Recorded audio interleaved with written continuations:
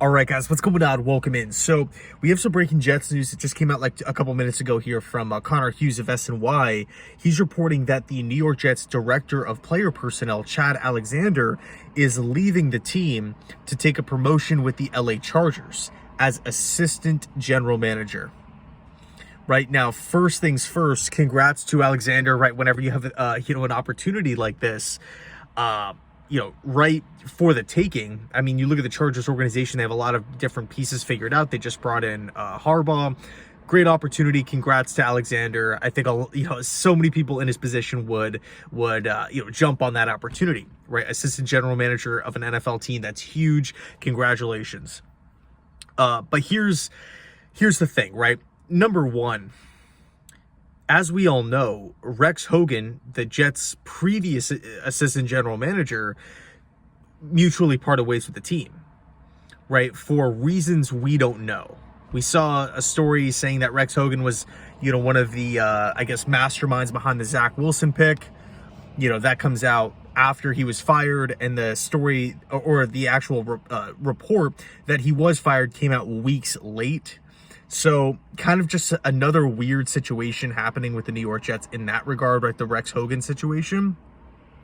But according to, media members, right, Chad Alexander is an up-and-comer in, an NFL front office. And, you're looking at the Jets right now. If Alexander's leaving the team to go be the assistant general manager of the Chargers, obviously he has a lot of fans there.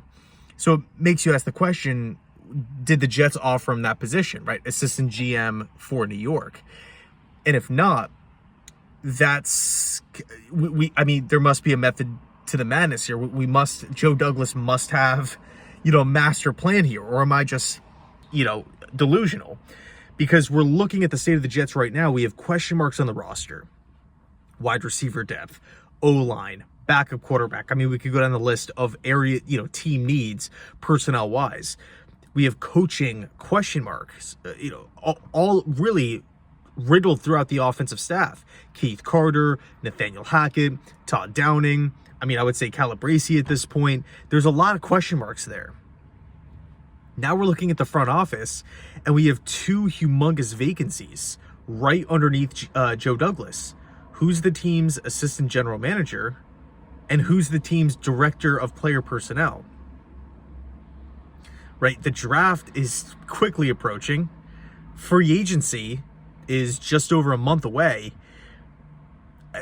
Are the Jets going to fill these roles? And if so, when?